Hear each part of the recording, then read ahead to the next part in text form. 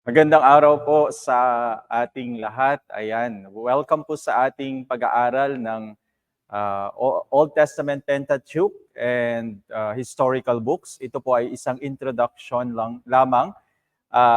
Tayo ang pinag-aaralan natin yung mahahalagang yung mga foundational na mga kailangan nating malaman. Kumbaga, magbuo tayo ng isang pundasyon para sa pag-aaral natin ng Pentateuch and yung ating mga historical books. So welcome po kayong lahat dito, yung aking mga estudyante sa Bethel Bible College. Ito ay lesson 4 na natin, and today pahapyawan lang natin yung conclusion ng Genesis, and at the same time sisimulan na natin yung pag-aaral natin sa Exodus. So welcome po ang bawat isa. Kung kayo ay estudyante ko sa Bethel, welcome po kayo. Kung kayo ay bahagi ng ating komunidad sa Faith Christian Ministries, sa Faith dito sa Olongapo at sa Pinulot, nasaan man po kayo ay pastor, nakita nyo tong lesson na ito, nakita nyo yung pag-aaral na ito, welcome po kayo dito. Meron na po tayong previous na 4 na mga videos na ating kinreate.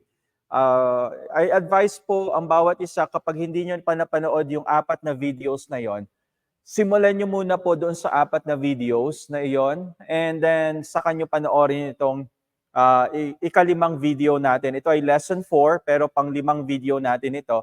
Kasi po yung lesson 3 natin, hinati natin sa 2 dahil mahaba ito. Mahaba yung discussion natin sa Genesis. So 2 yung videos natin sa Genesis. And hopefully ay kayanin ng isang video itong introduction natin sa Exodus. Kasi meron pa tayong naiwan na kailangang i-discuss sa Genesis. And so, ready na ba tayo na magsimula at patuloy na tunghayan itong ating pag-aaral sa Pentateuch and sa Old Testament? Magsimula muna sa historical books. Magsimula muna tayo sa isang panalangin sa araw na ito, sa ating pagsisimula. Nagpapasalamat kami, Panginoon, sa umagang ito o sa araw na ito, O Diyos. Salamat, Lord, dahil niloob mo na kami ay mag-aral, magkaroon kami ng ganitong pagkakataon na pag-aralan namin, Panginoon, O God, ang iyong mayaman, ang iyong precious na salita, O God, particularly, Lord, sa unang 5 libro at ang historical books ng Old Testament, Panginoon. Salamat, Lord, O God, niloob mo ito para sa amin, Panginoon. Sa umagang ito, ang dalangin namin, o sa araw na ito, ang dalangin namin, ang kapangyarihan mo, Panginoon, ang dumalay sa amin.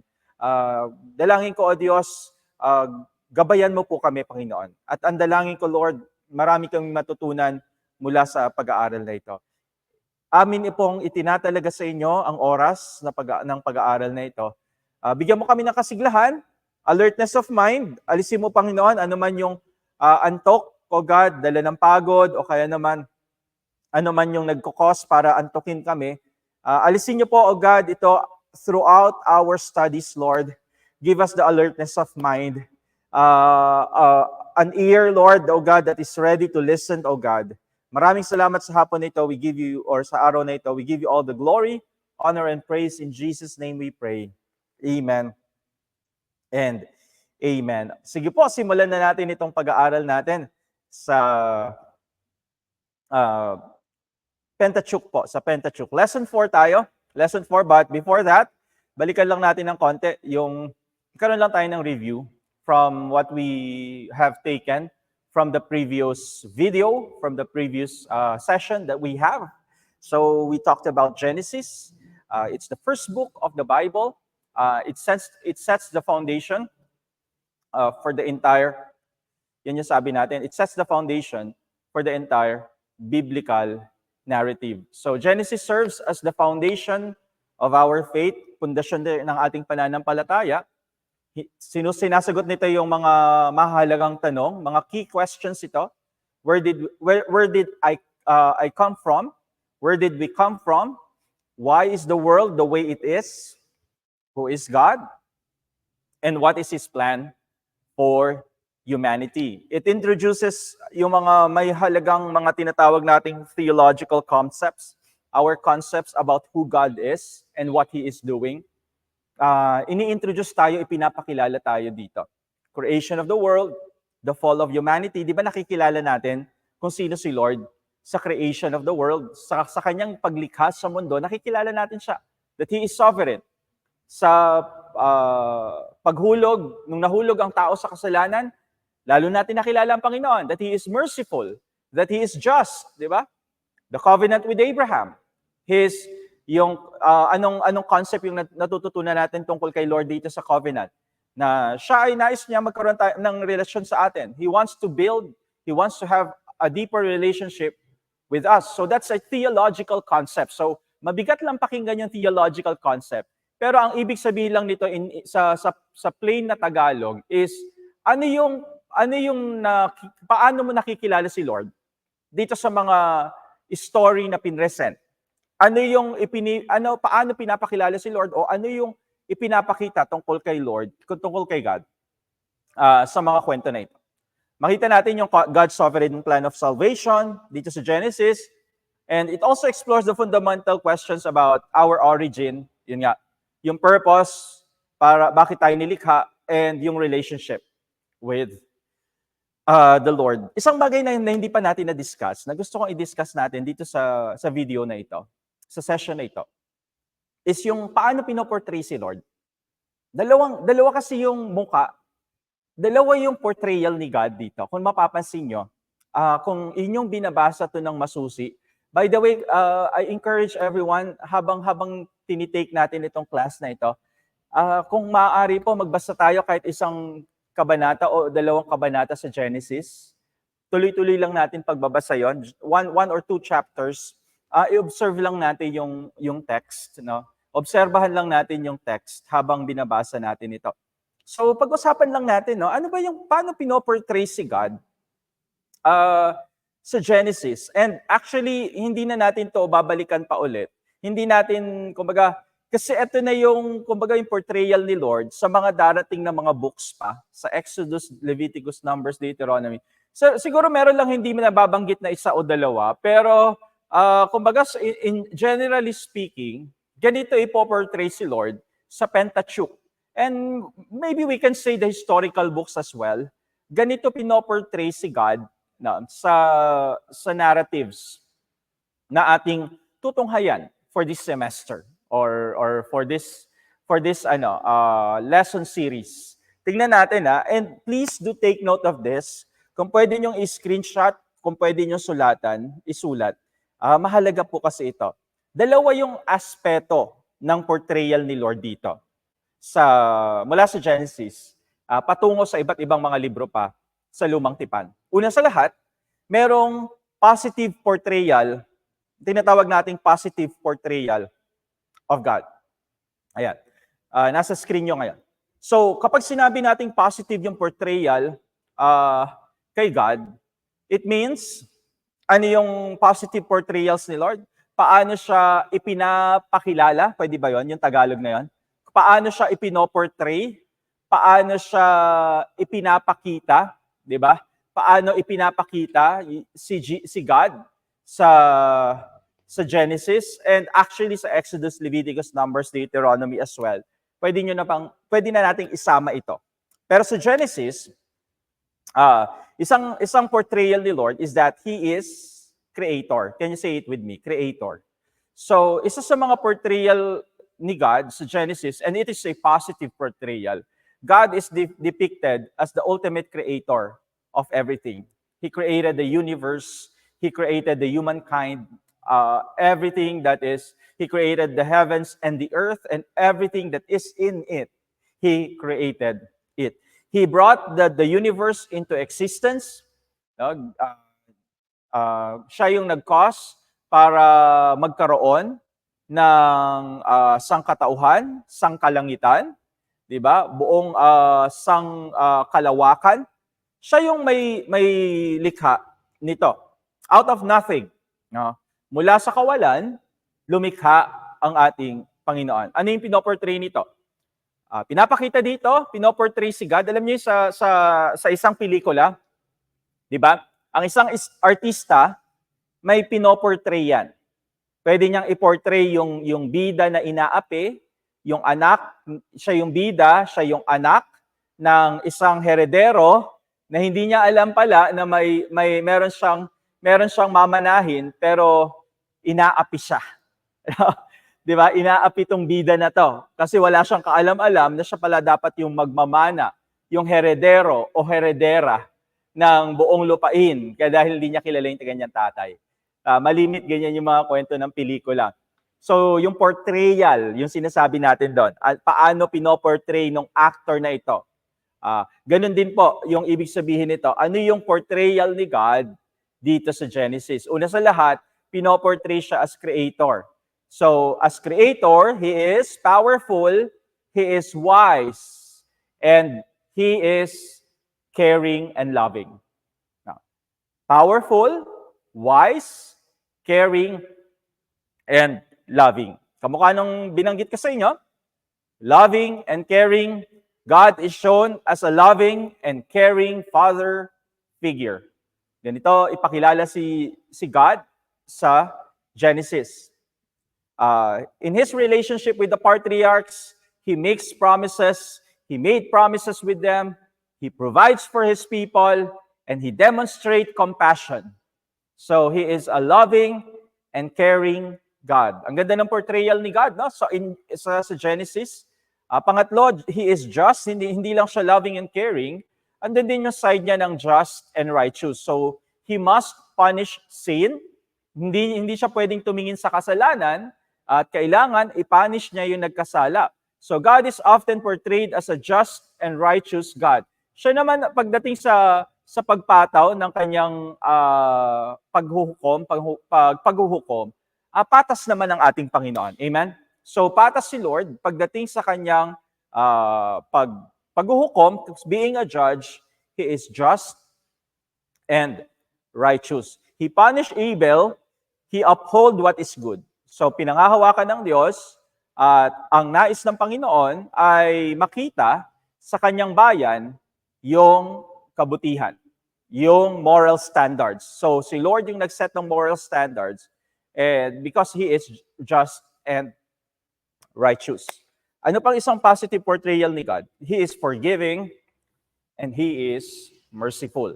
So makita din natin yan sa ating mga binabasa, sa Genesis, and even not only in Genesis, kaya sabi ko sa inyo, hindi na natin ulit nababalikan itong portrayals ni God kasi diniscuss na natin here.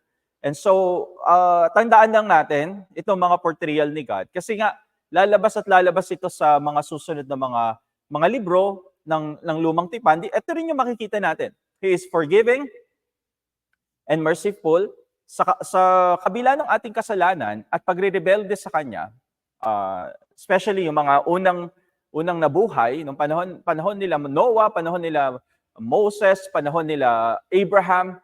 Despite human sin and rebellion, God consistently offers salvation and mercy. Ganyan pinoportray si Lord. Ganyan pinoportray si God. He offers forgiveness. He offers mercy. He demonstrates His grace. He demonstrates His compassion. So He is a forgiving and merciful God. He is a just and righteous God. He is a loving and caring God. He is a creator. He is the creator. So those are the positive portrayals of God. Now, pangalawa, meron din tayong tinatawag na negative portrayals of God. So how is God portrayed negatively in Genesis? Hindi ibig sabihin nito weakness to ni Lord, no? Kahinaan nito ng Panginoon. Hindi po. Even through these portrayals, makita natin yung greatness ng ating Panginoon. So dalawang side, no? And kayong mga nagbabasa ng Bible, mapapansin niyo to. Kaya nga nagkaroon ng false teaching eh. Ngayon ay merong maling katuruan, yung nabanggit ko sa inyo sa ating unang lesson. Merong kumakalat kasing maling katuruan ngayon, coming from kung sino pa yung mga sikat, na influential, na mga ngaral. Ito pa yung na-influential ng turo na ito, na iba daw si Yahweh ng Old Testament doon sa God ni Jesus in the New Testament. So bakit? Ito kasi yung kanilang sinasabi, hindi nila nakita yung positive portrayal. Ang unang tinitingnan ng mga naniniwala dito sa maling katuruan na ito, na iba daw si Yahweh sa Old Testament at yung God ni Jesus sa New Testament. Hindi kasi nila tinitingnan yung una nating binanggit, yung una nating diniscuss, which is the positive portrayal of God. Ang tinitingnan lang nila itong negative portrayal ni God. Yung negative portrayal ni God, this is true. Totoo naman to sa Old Testament. Makita natin ito. That, number one, ano yung unang negative portrayal ni God? He is wrathful. Na, minsan napupuyo siya ng galit. Galit na galit siya. And talagang he is punitive. He punishes those who trespass, those who sinned against him. He punished. So in some instances, God is depicted as a wrathful and punitive. He inflicts punishment. So pinapakita naman talaga ito sa buong lumang tipan. He inflicts punishment on those who disobey His commands. Kapag ikaw ay sumuway sa utos ng Panginoon, makikita mo yung galit ng Diyos. Makikita mo yung punishment ng ating Panginoon. Evident ito sa flood narrative. Kita natin yan. Nung bumaha sa buong mundo, yung the Great Flood, and then yung the destruction of Sodom and Gomorrah. So makita natin yung wrathful and punitive God there na portray ng Genesis sa Sodom of Gomorrah. Because of the sin of Sodom and Gomorrah, makita natin yung galit ng Panginoon bumuhos sa Sodom and Gomorrah. Another negative portrayal of God in Genesis is that He is jealous and He is demanding. So God is sometimes portrayed as jealous and a demanding deity. Kaya dito mo makikita kung bakit may nabuo na false teaching na ibang-iba daw yung Diyos ng lumang tipan sa Diyos ng bagong tipan ni Jesus, sa Diyos na pinanalanginan ni Jesus sa bagong tipan. Because the God of the Old Testament daw, bakit nila nasabi? Because that God is jealous and demanding. He is a demanding deity. He requires exclusive devotion. There is no other God before me. Sabi niyang ganon. So, He demands devotion exclusively and He demands obedience. So, He is a jealous, demanding. He is wrathful and punitive. Number 3, He is violent and cruel. Dito na talaga sinasabi ng mga false teachers na yon na kaya kami naniniwala na iba si Yahweh sa lumang tipan, sa Diyos ng bagong tipan, tingnan mo naman, yung Diyos daw ng lumang tipan ay napaka-violente at napaka-cruel. May mga passage sa Scripture, God is described as engaging in the violent acts. Ano yon? Slaughter of the firstborn in Egypt. Siya yung nag-utos na papatayin ko ang lahat ng mga panganay na lalaki. Kapag walang nakita na dugo ng kordero, ang inyong mga pintuan, ang inyong mga hamba, hindi ito na pahira ng dugo mula sa kordero, ay mamamatay ang inyong panganay na lalaki. Pero sa lahat ng may mga dugo sa hamba ng kanilang pintuan, hindi mamamatay ang panganay ninyong lalaki. So we can see, in plain reading, without understanding ano ba yung fino-foretell nito, ano ba yung sinasabi nito, mayroon ba itong sinasabi in the future that is to come. Kung hindi natin alam yon, mag-iisip talaga tayo, sasabihin natin, napaka-cruel naman nun. Yung firstborn, even the innocent Egyptian, yung firstborn nila, mamamatay, hindi lang dun sa Pharaoh na ayaw paalisin, ayaw palabasin ng mga Israelita. Bakit hindi na lang siya yung i-punish ni God, ni Yahweh? Bakit idadamay pa yung buong Egypt na mamamatay ang lahat ng firstborn ng Egyptian? Pag dumaan yung angel of death sa bahay nyo at pag walang dugo yung pintuan mo, mamamatay yung panganay mong lalaki. So yan yung negative portrayals ni God in Genesis. Mahalaga itong malaman kasi pag binabasa niyo yung Pentateuch, makikita niyo yung positive portrayal at negative portrayal ni Lord. One thing that we need to remember is that these portrayals of God, kung paano ipinapakilala o paano pinoportray si God sa Genesis and even in the rest of the books of the Old Testament, yung kanyang portrayal in a negative and positive, hindi po pwedeng maging exclusive ito sa isa't isa. No. The Bible often presents a complex picture of God. No? It means that He has emotion. Ito po yun no? Ang maintindihan natin sa negative and positive portrayals ni Lord, ang pinoportray kasi ng Bible, ang pinipresenta sa atin ng Bible, ng Biblia, is a complex picture of God. Hindi lang siya, kumbaga, hindi lang siya one-sided ba yung tawag doon? Pero isa siyang complex na picture ng ating Panginoon. And it means that God has emotion. Ano ibig sabihin nito? Complex yung picture. May emotion si Lord, may personality si God, may intention ng Panginoon. Itong portrayal kasi ng Bible kay God, nagiging mas realistic at mas nagiging relatable ang Diyos.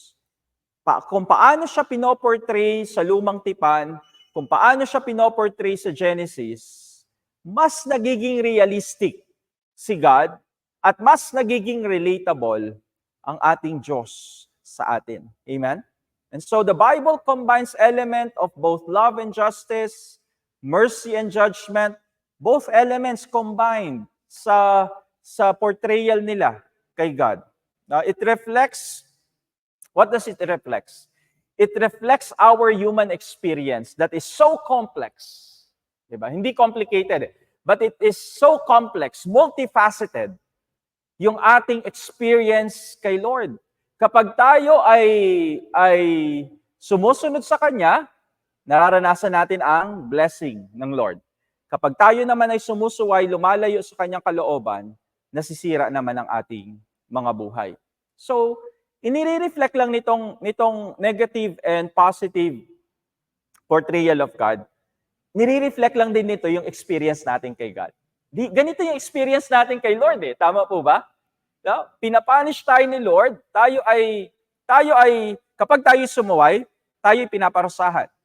No, may parusa sa kasalanan at meron namang taglay na pagpapala ang pagsunod sa ating Panginoon. Huwag nating isipin o huwag nating tignan lamang sa isang aspeto si Lord. Huwag nating tingnan sa ating buhay. Huwag nating tingnan si Lord in just one aspect na siya ay loving, merciful, kaya pwede na ako magkasala. No. Hindi natin pwedeng ganun tingnan si Lord. Tingnan din natin yung negative aspect ni Lord. Na kapag ako ay nagkasala, ako ay paparusahan ng Panginoon. Kapag ako ay nagkasala, hindi ko matatamasa yung blessing ng Lord sa buhay ko. Ganun dapat natin tignan yung ating relationship kay God. Kung paano pinoportray si Lord sa Old Testament in a complex way, di ba? Yung picture ni Lord is very nuanced. It means it has emotion, it has personality, He has intention, no? Realistic, relatable si Lord sa portrayal ng mga authors ng Old Testament. Dito makikita natin din yung complexity ng ating relationship, yung ating human experience. No? And makita rin natin yung challenge dito of understanding who God is. Isang malaking hamon talaga yan. Siguro, in our lifetime, kakaunti lamang yung ating kaalaman, yung ating pangunawa sa Diyos. Pero tingin ko sapat na ito. Ito yung mabuti dito. Kaunti lamang, no? Kahit kaunti lamang yung ating kaalaman o nauunawaan tungkol sa Diyos, kumbaga, binigay na natin yung best natin sa patuloy na pagtuklas kung sino si Lord, kung sino si God sa buhay natin, yung ating naunawaan at yung ating naranasan sa Kanya, no? Base doon sa ating pagtuklas sa Panginoon. Sabi natin, kapag ginawa mo yung best mo sa pagtuklas sa Lord, sa Kanyang salita, kung ano man yung natutunan mo at naunawaan mo sa Panginoon, sapat na yun para sa'yo. No. Basta, sa heart mo, sinabi mo, you're giving your best to know God more and more in my life. Amen. Pero, naniniwala tayo, hindi natin makikilala hindi natin mauunawaan ng lubusan ang ating Panginoon habang nandito tayo sa mundong ito. Maybe, pag tayo kinuha na ng Panginoon on His second coming, maybe, o pwede nating sabihin na mas lalo pa nating makikilala ang Panginoon. Pero ngayon, let's make every effort. Amen? Let's make every effort to know God for who He is. Patuloy natin kilalanin siya. Bigay natin yung best natin sa pagkilala sa Panginoon. At naniniwala tayo kapag binigay natin yung best natin sa pagkilala, pagtuklas kung sino ang Panginoon, yung mga naunawaan natin, natutunan natin patungkol sa katauhan ng ating Panginoon, tingin ko sapat na yon. As long as you have given your best. Sapat na yung nalalaman mo, sapat na yung kaalaman mo, at yung unawa mo patungkol sa ating Panginoon. So, yung combination lang ng love and justice sa iisang Diyos. Yung combination lang ng mercy and judgment. Yung combination lang ng blessing and punishment. Makita mo kung paano kumikilos, gumagalaw ang ating Panginoon. Ultimately, kung paano natin bibigyan kahulugan yung portrayal kay God is a matter of faith and yung pananaw natin tungkol sa Kanya. It is a matter, totoo lang, it is a matter of faith. Kung paano natin bibigyan kahulugan ito. That He is loving, but also, He is full of justice. That He is merciful, but He also is a judge. He is good, and He blesses us, but also, He punishes us when we disobey. Now, the way we interpret itong portrayal ni Lord is a matter of faith and theological perspective. Yung pananaw natin tungkol sa Kanya. Some may emphasize the positive aspects, while others may focus on the negative aspects. Regardless of our interpretation, ano man yung paano natin binibigyan kahulugan ng Diyos, ito po yung matututunan natin dito. The book of Genesis provides a rich, multifaceted. What does multifaceted mean? Having many aspects, having many sides of its exploration of the nature of God, yung exploration ng nature ni God and His relationship with the humanity. The book of Genesis provides us with a rich and multifaceted exploration of the nature of God and His relationship with humanity. So the positive and negative aspects, the positive and negative portrayals of God in Genesis, ano yung itinutulong sa atin? Tinutulungan tayo nito to grasp the balance between God's love and His holiness. So it helps us to grasp, to understand the balance between God's love and God's holiness. So, paano natin i-apply ito ngayon? Yung ating kaalaman, yung ating, natutunan o yung ating naunawaan sa balance between God's love and His holiness, how do we apply this in our life? Paano natin ito i-apply, mga kapatid, sa buhay natin? Number one, itong negative and positive portrayal ni Lord, how does it apply to our lives? Number one, we live in awe and reverence of God. Amen? Patuloy, I encourage everyone, mga kapatid, mamuhay tayo ng punong-puno ng pagkamangha at paggalang sa ating Panginoon. Takot sa ating Panginoon. Namamangha tayo at meron tayong takot sa Diyos. Meron tayong paggalang, respeto sa ating Panginoon. Let us live in awe. Let us live in reverence of God. And then, we also understand yung God's holiness and justice habang ating natututunan at nauunawaan yung kabanalan at yung hustisya ng ating Panginoon, tinutulungan tayo nito na lumapit sa Kanya na merong pagkamangha at paggalang. Na lumalapit tayo sa Lord with awe and reverence, having this understanding of His holiness, having this understanding of His justice.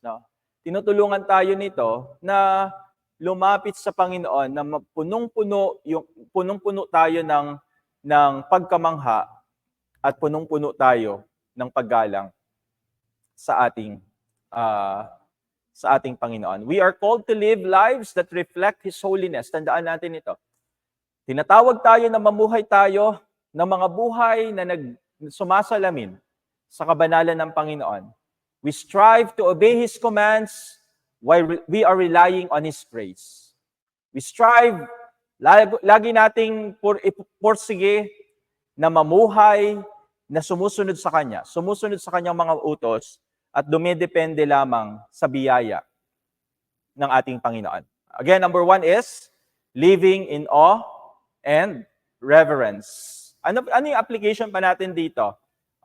In the two aspects of God. No, the negative portrayal and the positive portrayal of God. Ano pa yung application natin dito? Confidence in God's faithfulness. Positively speaking, di ba? The positive portrayal of God is He is faithful. Then, I can have confidence. You can have confidence in God's faithfulness. Kasi ganito pinoportray ng Genesis, Exodus, Leviticus, Numbers, and the rest of the Old Testament and the Bible. Ganito pinoportray si God. He is faithful.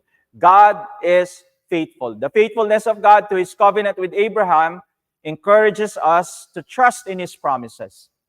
God is faithful in His promises. Even when circumstances are uncertain, kahit na hindi natin makita yung kasigurudahan, no? Hindi tayo nakakatiyak sa ating mga sitwasyon, sa ating mga circumstances, hindi tayo nakakatiyak. We are called to walk by faith. Tinatawag tayo, patuloy tayong lumakad sa pananampalataya, no? Knowing that God is true to His word. That the God, totoo sa ang Panginoon, sa Kanyang mga salita. So let us have confidence in God's faithfulness. Now, number 3, let us embrace God's grace and His forgiveness. Now, yakapin natin yung grace ng Panginoon because He is gracious, because He is forgiving. Yakapin natin yung grace ng Lord. Yakapin natin yung forgiveness ng Panginoon sa ating mga buhay. The stories of God's mercy in Genesis teaches us. Andiyan ba kayo? Ayan. The stories of God's mercy in Genesis teach us that no matter our failures, we can turn to God, we can turn to Him for forgiveness, we can turn to Him for restoration. God can restore us.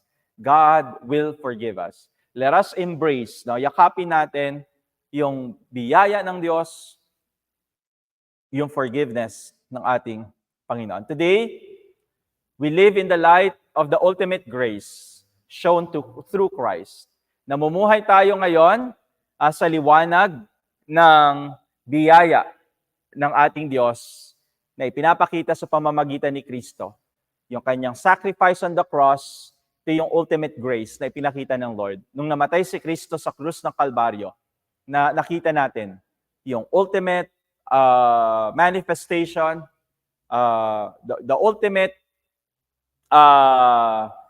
grace was seen on the sacrifice, Christ's sacrifice on the cross.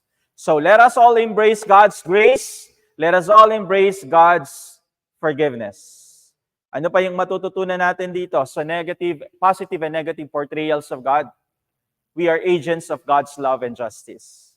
Now, become an agent of God's love, become an agent of God's justice. Dumadaloy sa iyo yung pag-ibig ng Panginoon, dumadaloy din sa iyo, syempre, yung hustisya, yung justice ng ating Diyos ay patuloy at patuloy na dumadaloy sa atin.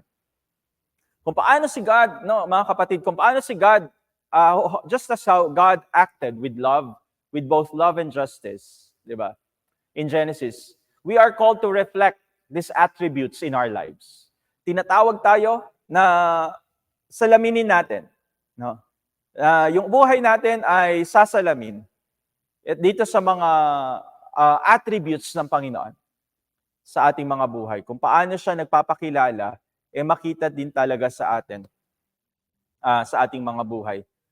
Tinatawag tayo, we should act, tinatawag tayo na kumilos ng may hustisya, kumilos ng may pag-ibig, kumilos ng may habag, lumakad ng may pagpapakumbaba, kasama ang ating Diyos. No? Ipakita natin yung pag-ibig ng Panginoon sa mundong ito while standing for what is right. We have to stand for what is right, live for what is right, live for what God, for the truth. We live for the truth. We live for God. Amen? We stand for what is right. At the same time, we show His love. Pakita natin yung pag-ibig niya sa iba. Amen? So, sa pamamagitan nitong ating pagtalakay o pag-aaral sa positibo at negatibong pagpapakilala sa ating Panginoon sa Genesis at sa mga susunod pang mga libro, foundational kasi ito kaya ating tinalakay na agad ngayon. So, hindi na natin muli pa itong tatalakayin sa mga susunod na libro. Tandaan lang po natin, i-screenshot nyo, pwede nyong balikan itong discussion na ito ulit, pwede nyong i-rewind lang itong discussion na ito para maunawaan nyo. Kasi pag nagbabasa kayo ng Bible, lalabas at lalabas itong portrayals na ito. Tama po ba? Yes? Kapag binabasa nyo yung Bible, makikita nyo yung positive portrayal ni Lord at yung negative portrayal niya. So by studying the positive and negative portrayals of God in Genesis and all the books of the Old Testament, we develop, ito po yung nangyayari, no? We develop a more complete understanding of who God is and how we are to live in response to His character. Ipopost ko po ito sa inyong screen right now para makita ng lahat. Ano yung nadidevelop sa atin? Ito po. We develop a more complete understanding of who God is and how we are to live in response to His character. Hindi lang natin kilala si Lord bilang nagbibless sa atin. Kilala din natin siya, katulad ng sinabi ko kanina, kilala mo na rin si Lord na ipapunish tayo kapag tayo nagkasala. Hindi niya gusto na nagkakasala tayo. And at the same time, kapag tayo humingi ng tawad naman sa Panginoon, ay tayo'y pinapatawad ng Diyos. Pero hindi rin ibig sabihin yon na magpapatuloy ako sa kasalanan kasi may kapatawaran ng Panginoon. Kailangan kong mabuhay sa kabanalan ng ating Panginoon dahil ang Diyos na aking pinaglilingkuran ay banal. Nakita nyo? Positive, negative, negative, positive. You see yung multifaceted na portrayal ni Lord sa Old Testament and even in the New Testament. So, matututunan natin doon, nadidevelop sa atin is a complete understanding. Hindi naman ultimately complete. Kasi yung ultimate completion of our understanding, baka mangyari pa yon sa second coming ni Christ. Kapag tayo ay kinuha na ng ating Panginoon at na-meet na natin siya face-to-face, baka magkaroon na tayo ng complete understanding of who He is. For now, what we see, how we understand and how we know God, napakaliit lang po niyan. Napakaliit lang na bahagi yung kaalaman natin. Gabutin lang siguro yan, microscopic lang siguro yan kung i-describe natin yung kaalaman natin tungkol sa ating Panginoon. Pero naniniwala tayo, kung patuloy tayo nag-aaral, nagsasaliksik ng salita ng Diyos, yung ating na-gain, yung ating nakuhang kaalaman at kaunawaan, naniniwala tayo, kung tapat tayo sa salita ng Panginoon, sapat yung ating nauunawaan tungkol sa Diyos. Sapat na yon para mabuhay tayo sa mundong ito. Amen? Sapat na yung kaalaman natin na yon para magpatuloy tayong mabuhay sa ating mundo ngayon. Relevant pa rin ang Genesis even now. Relevant na relevant siya. Mahalagang mahalaga siya. Talagang may halaga pa rin talaga. Mahalaga pa rin talaga na ating pag-aralan ang Book of Genesis. Number one, because dito natin nauunawaan kasi kung paano tayo nagsimula. No? Kung paano nagsimula ang tao. Naniniwala tayo, tayo ay nanggaling mula kay Adan at kay Eva. Di ba? Established na yan sa bawat isa sa atin. Naunawaan natin yung origins natin. Naunawaan natin yung pinagmula natin kapag binabasa natin ng masusi, pinag-aaralan natin ng masusi ang lumang tipan. Especially Genesis. We understand our origins in Genesis. Next. Now, ano pa ba yung pwede natin sabihin dito? In a world, sa mundo, where questions of origins and meaning are ever present. Saan ba tayo nagsimula? Lagi natin naririnig yan sa TV, sa YouTube. Saan man yung avenue natin para manood or makinig. Ano man yung avenue natin para sa panonood natin, pakikinig natin sa mga podcast. Laging laging naitatanong ito, saan tayo nanggaling? At ano yung kahulugan ng ating existence? Ano yung kahulugan kung bakit nandito ka? Ano bang kahulugan ng buhay na ito? No? Lagi na itatanong yan. At naniniwala tayo na ang Book of Genesis, in a way, sa ilang pamamaraan o sa isang pamamaraan, ay binibigyan tayo ng understanding of our origins and the meaning of this life. Amen? Genesis provides for us a foundational narrative that addresses the origins of the world. It addresses the origins of humanity. It addresses the origin of the problem of sin. Ito yung ina-address ito yung ina-address sa atin ng libro ng Genesis. Now, secondly, kasama din dito is faith. Anong relevance nito ngayon? Siyempre yung faith and science. Now, magkatunggali pa rin naman yan. Faith and science, hindi matanggap ng science na ang origin natin is from a divine being who created human, who created Adam and Eve. Hindi yan matanggap ng science. Ang science, sinasabi, galing tayo saan? Sa Neanderthal, di ba? Sa Homo sapiens, sabi nga, no? Yung development ng ape through millions of years. So hindi naniniwala yung science na thousands of years lang ang Earth. Mula nung kinreate ito, sabi nila, millions or even billions of years na nag-e-exist ang Earth. So, ano yung pinopromote ng Genesis is that there is a faith and science dialogue. So, ang ibig sabihin nito, both sides should listen. Yung faith and yung science should listen. Makinig. Amen? Makinig both faith and science sa dialogo. No, pwedeng sabihin ng faith, yung ating mga Christian, yung mga Kristiyanong naniniwala that our origin is from God, who created Adam and Eve. That's our origin. Pwede nating i-voice, pwede nating sabihin yung ating paniniwala nang hindi tayo nakakaranas ng anumang violence, nang hindi tayo nakakaranas ng anumang pamamahiya. Amen? Ganun din ang science. Pwede nilang i-voice yung kanilang paniniwala about the origin of humankind without being afraid na walang anumang takot na baka batuhin sila, makaranas sila ng violence, mapahiya sila. Ganun po yung dialogue. We have a mutual understanding. We listen, we open our ears to the discussion. Amen? So, ganun yung faith and science dialogue. Binibigyan din tayo ng pagkakakilanlan.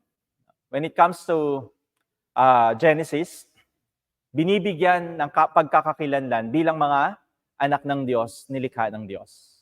Na tayo ay para sa Diyos. Ito yung identity natin. Nilikha tayo ng Diyos, tayo ay para sa Diyos, tayo ay mga anak ng Diyos. No. And this is our identity. No. For Jews and Christians alike, Genesis is central to understanding our identity as children of God. And for Israel, yung kanilang kultura. Tayo naman, natututo tayo sa kultura nung mga tatay natin ng pananampalataya. Nakikita natin, ipinipresenta sa atin yung kanilang culture, yung kanilang kultura, yung kanilang pamamaraan ng pamumuhay. At yung Genesis, central ito para maunawaan natin ito. Yung cultural and yung identity, first of Israel, and then syempre bilang extended family, adopted family, part of the adopted family of God, naunawaan na natin yung theological identity. Yung kung paano nagpakilala ang Diyos dito at paano kumikilos ang Diyos sa buhay natin ngayon. So, it reinforces the belief in a God who is the both creator and redeemer, who calls his people into a covenant relationship with him. Tinatawag niya ang kanyang mga anak, tinatawag niya ang kanyang bayan into a covenant relationship with him. That God is, kumbaga, ang intention ni Lord is to have a relationship with his people. And faithful, he is faithful to his promise. So, very relevant pa rin hanggang ngayon. Very relevant pa rin ang Book of Genesis. Faith and Science Dialogue, understanding our origins and cultural theological identity. And then, syempre, way of living. Malinaw naman po sa Genesis, pinapakita din sa atin paano dapat tayo mamumuhay. So, ethical guidance. Paano tayo mamumuhay kasama ang ating mga kapitbahay, ating mga kapatid. No, it's an ethical guidance. No? Positive and negative examples of human behavior at ano yung naging consequence nito. Nung sila ay gumawa ng mabuti, anong ginawa ng Panginoon? Nung sila naman ay gumawa ng masama at hindi kaaya-aya sa harapan ng Panginoon, ano yung naging kaparusahan dito? No. The lives of the patriarchs, Abraham, Isaac, Jacob, and then Joseph, and then sa mga other characters pa, pagdating ng Exodus, si Moses, di ba? Ano yung pinoprovide sa atin dito? It provides for us models of faith, models of obedience, and challenges in living in covenant with God. So, tinuturuan din tayo, no? Gina-guide din tayo, pinapatnubayan din tayo on how to live our life. So, in conclusion, sa ating pagtatapos, dito lang po sa Genesis, hindi pa tayo matatapos sa lesson natin today. Pero sa pagtatapos natin sa introduction to Genesis, the book of Genesis is not just an ancient text, but it is a living document that continues to speak to contemporary issues and challenges. Let me post that. No, maganda tong posting na ito. Teka. Let me just post this one. The book of Genesis, ang sabi dito kasi. Ayan. The book of Genesis is not just an ancient text. So, hindi lang siya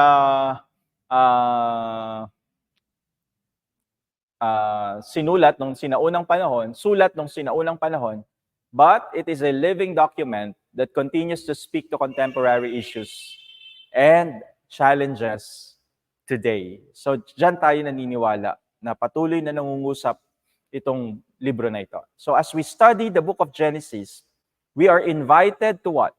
We are invited to reflect on our origins, our relationship with God, and our role in His ongoing plan for the world. So as we study this book, we are invited to reflect on our origins. Pag-isipan mo, yung ating pinagmulan, yung ating relasyon sa Diyos, yung relasyon mo sa Diyos, ay patuloy at patuloy mong pag-isipan at pagbulay-bulayan. And ano ba yung iyong role? Ano ba yung iyong gagampanan, no? Sa ongoing na plan ni Lord para sa mundong ito? Ano yung role, ano yung responsibility na ginagampanan mo o gagampanan mo sa plano ng Diyos sa mundong ito? Habang patuloy nating binabasa, habang patuloy nating pinag-aaralan yung book of Genesis. Siguro hanggang doon lang yung ating pwedeng i-present sa introduction natin sa Genesis. Now, pupunta na tayo ngayon sa panibagong libro, which is Exodus. So in Genesis, na-witness natin, nasaksihan natin sa Genesis, yung power ni Lord, yung kanyang promise of redemption, and His ongoing relationship with humanity. Makita natin yan lahat sa book of Genesis. We witness God's power in His creation, and even during the great flood, we witness God's power makita din natin yung promise of redemption ni Lord nung nagkasala ang tao. May pangako ang Diyos na muli niyang tutubusin ang sangkatauhan sa kanilang kasalanan.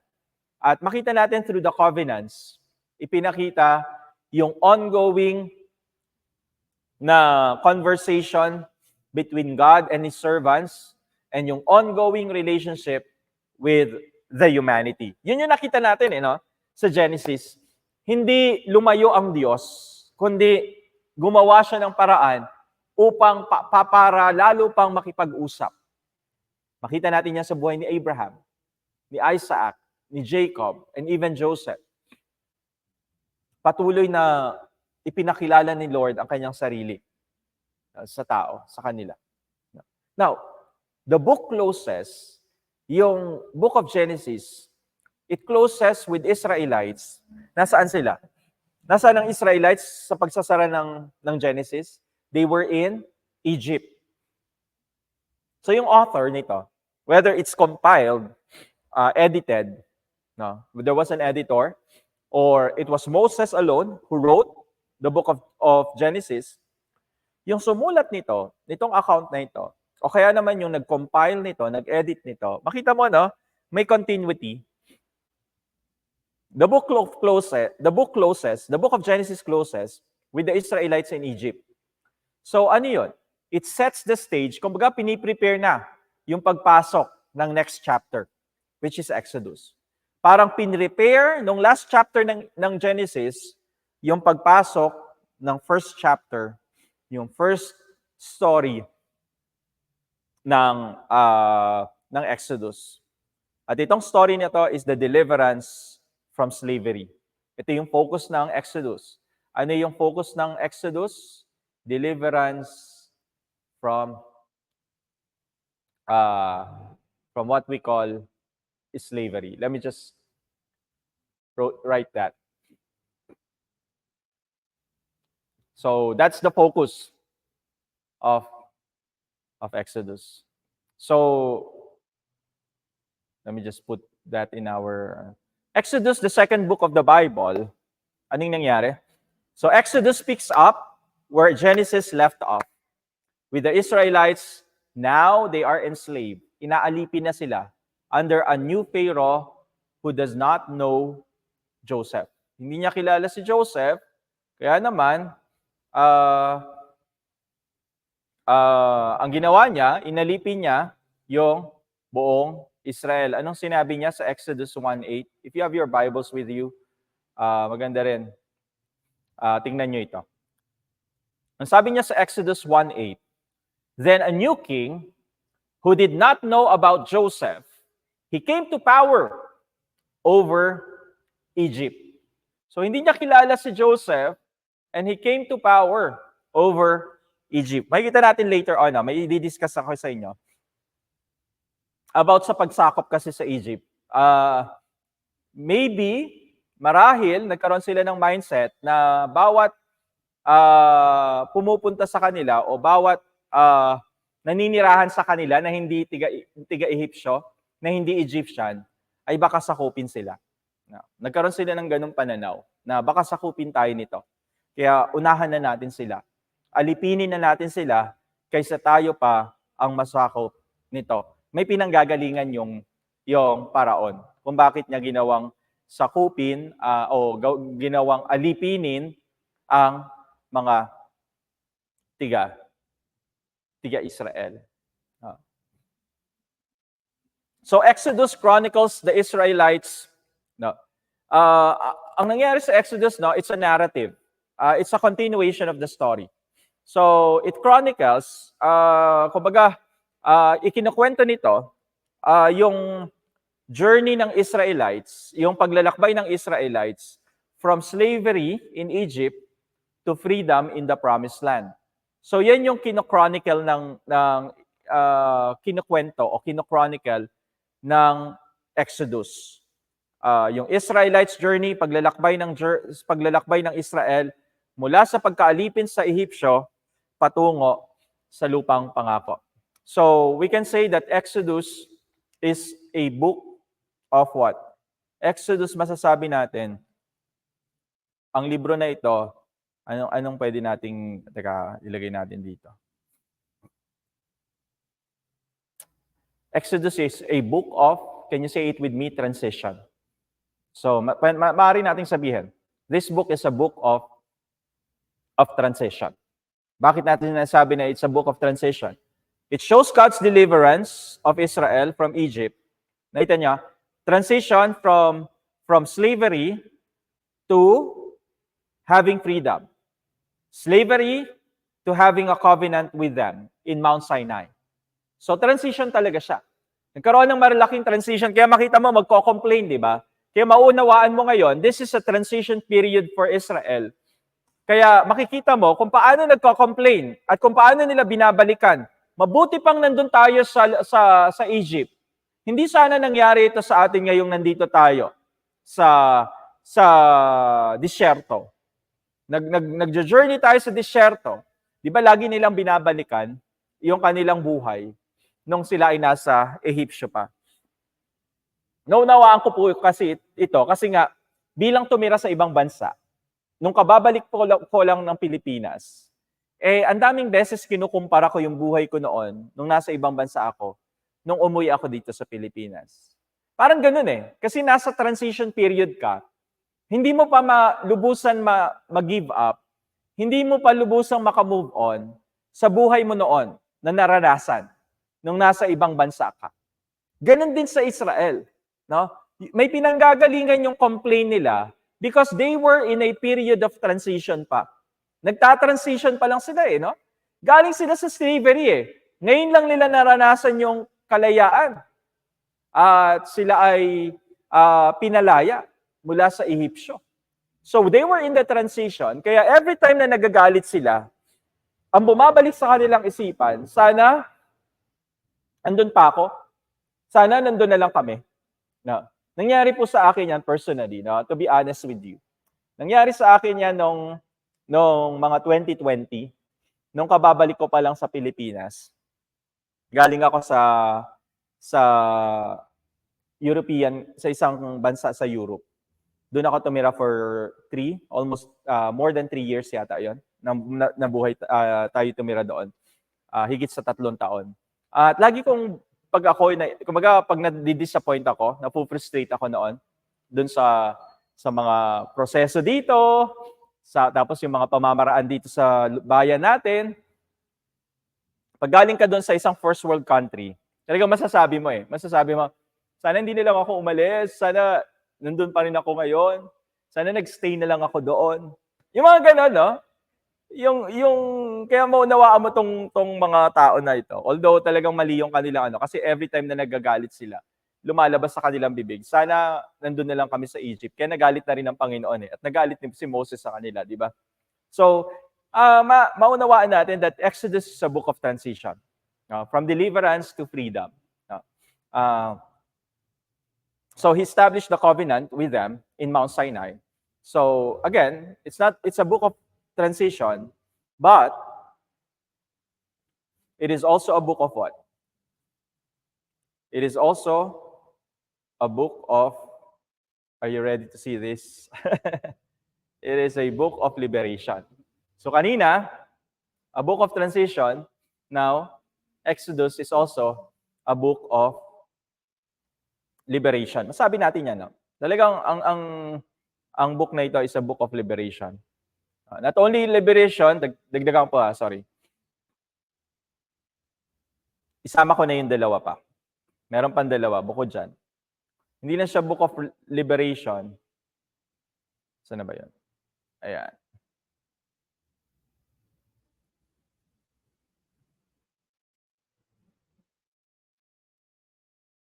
So, liberation, hope, and it's a book of covenant. So, transition, and then Exodus is a book of liberation, it is a book of hope, and it is a book of covenant. So, as a book of covenant, it introduces the themes of freedom. Exodus introduces the theme of law. Pinapakilala dito yung tema ng kalayaan, tema ng batas, tema ng pakikipagtipan.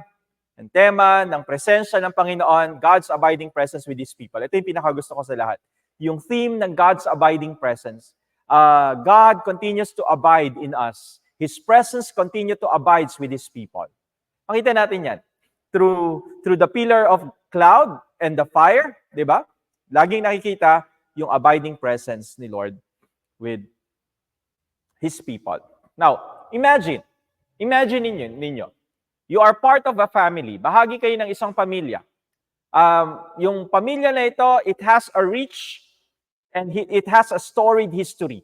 No, napakayaman at kumbaga, yung kwento nito, punong-puno yung kwento ng kasaysayan ng pamilya nito. So, over the generations, sa paglipas ng salinlahi, sa paglipas ng henerasyon, yung history na ito, it shaped your identity. Because of the storied history, because of the rich history, over the generation, itong kasaysayan na ito yung humubog sa inyong pagkakakilanlan, giving you a sense of purpose and reminded you of your family's strength and resilience. Ipinapaalala yung kalakasan at yung resilience na muling pagbangon, yung patuloy na pagbangon, yun na lang, yung resilience, patuloy na pagbangon ng inyong pamilya. However, as time passes, habang lumilipas yung panahon, you begin to forget the stories, na unti-unti mong nalimutan yung storya ng inyong mga ninuno. No? The values and lessons they've lived to begin to fade.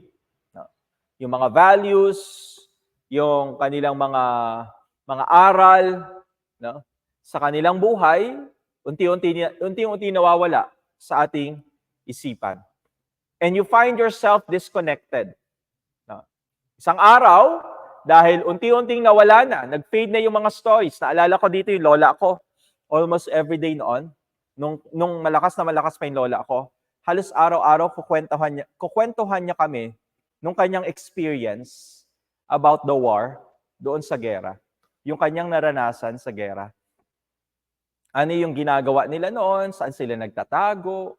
Pero hanggang ngayon po, no? Hanggang ngayon, although nagpi-fade na ng konti yung mga stories, may mga certain accounts pa rin ako na naaalala na kinuwento niya na naalala ko, sabi niya, meron silang mga hinuhukay na malalalim na balon, tapos tinatakpan nila yon.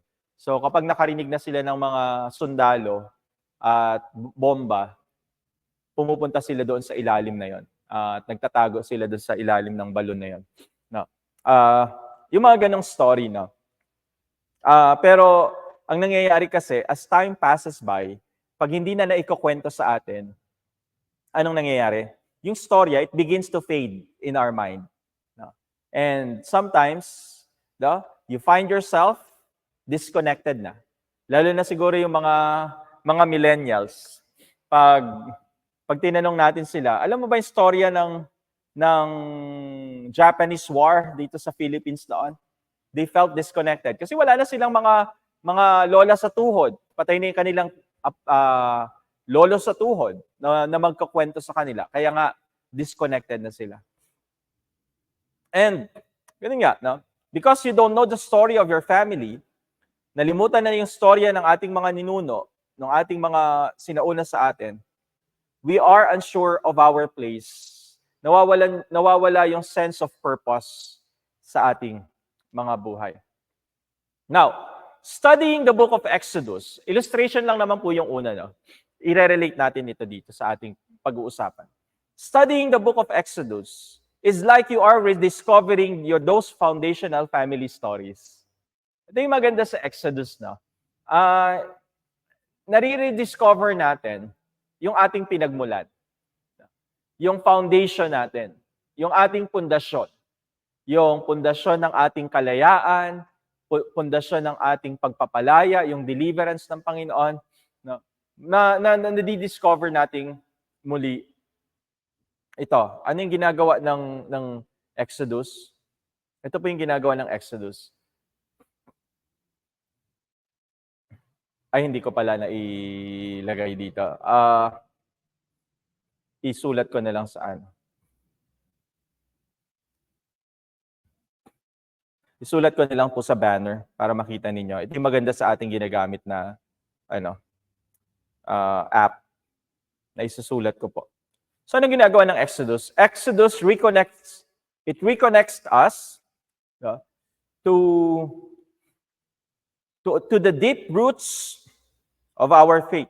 So, ang ginagawa ng Exodus ay kinokonekta tayong muli sa malalim na ugat ng ating pananampalataya. May kasunod po yan na statement. Ito po. It showing us how God shaped His people through adversity. Kung paanong hinuhubog ng Panginoon ang kanyang bayan sa gitna ng kanilang mga pinagdadaanan. Sa mga adversity, sa mga opposition na kanilang hinarap, meron palang ginagawang pag-shape ang ating Panginoon sa kanyang bayan. And yung last part nito, provided for them in the wilderness, through adversity. Di ba? Teka lang, baka may nalimutan ako. Ayan, provided for them. God has shaped His people through adversity, provided for them in the wilderness, and gave them laws that reflected His character and His love. Ito yung mga stories na makapagre-reconnect sa atin sa malalim na pagkakaugat ng ating pananampalataya. Kung paano si Lord ang great provider in their wilderness wandering, He also provided the law for them that reflect His character and His love. So ang masasabi natin, Exodus is more than just a historical account. Higit pa ito talaga sa isang historical na account. It is a narrative that continues to shape our spiritual journey today. Exodus is a narrative that continues to shape our spiritual journey. Magpasahanggang ngayon ay nakikita natin kung paano tayo hinuhubog ng mga kwento mula dito sa Genesis. Ayan. It is a narrative that continues to shape our spiritual journey up until today. Yan yung maganda talaga na ginagawa. Habang tayo pinag-aaralan natin ito, binabasa natin ito. At sa ating understanding, in our understanding of Book of Exodus, tinutulungan tayo nito sa patuloy nating pag-unawa sa libro na ito. Tinutulungan tayo nito to navigate our own journey of faith, yung ating paglalakbay ng pananampalataya. Tinutulungan tayo nito kung paano mag-navigate, kung paano tayo maglakbay, di ba? Sa ating paglalakbay ng pananampalataya, tinutulungan tayo ng Book of Exodus. Nagiging malinaw sa atin, nagkakaroon ng clarity, nagkakaroon ng purpose yung ating journey, at patuloy tayong nagiging resilient. I like the word resilient. Lalo tayong patuloy na bumabangon. Kahit na anuman yung mga adversity, kahit anuman yung mga opposition, patuloy tayong nagiging resilient. Praise the Lord. And so, let us continue on. Sa historical background this time, let's look at the historical background nitong ating tinutunghayan na libro, which is Exodus. So, historically speaking, Exodus is set, sabi natin, Exodus is set during the period of oppression and deliverance. So, most likely around the 15th to 13th century BC. So, the Israelites had settled. So, pag tinitingnan natin yung mga taon ng unang panahon, nung panahon nila Moses, pababa ito, Sa atin ngayon, 1988, 89, 90, 91, pataas. Pero sa panahon nila Moses, sa panahon kung saan nabuhay yung mga patriarchs and even Moses, pababa ito.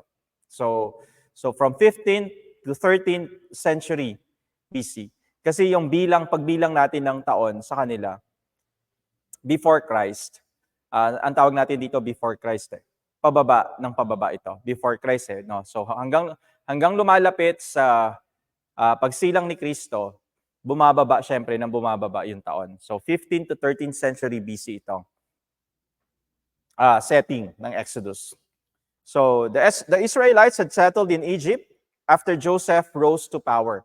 Matapos na hirangin si Joseph sa kapangyarihan, ay nagsettle ang Israelites sa Egypt. Dumami sila ng dumami. But over the centuries, ano nangyari? Paglipas ng maraming daang taon, nalimutan na si Joseph.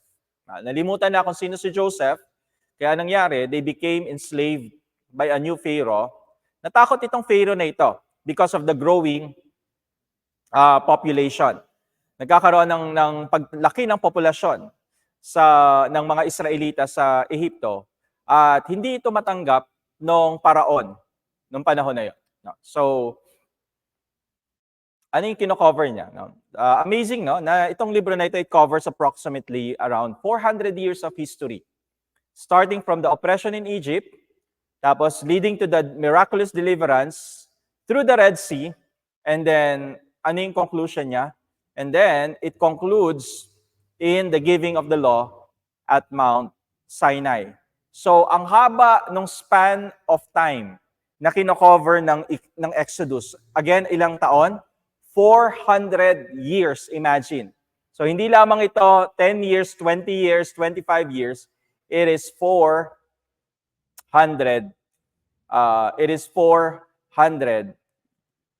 years, no? Meron tayong titingnan later on, no? About bakit ganun na lang yung mindset ng Egyptian Pharaoh na bakit niya gustong alipinin ang mga Israelita. No? So yung historical context, itong konteksto na ito kung saan natin binabasa itong Exodus is mayaman ito sa impluwensya ng Ehipsyo. Kasi naman talaga, kasi sa pagsisimula nitong aklat na ito, nasa Ehipsyo ang Israel. Kaya ang yaman sa influences ng Egypt, as seen in the cultural,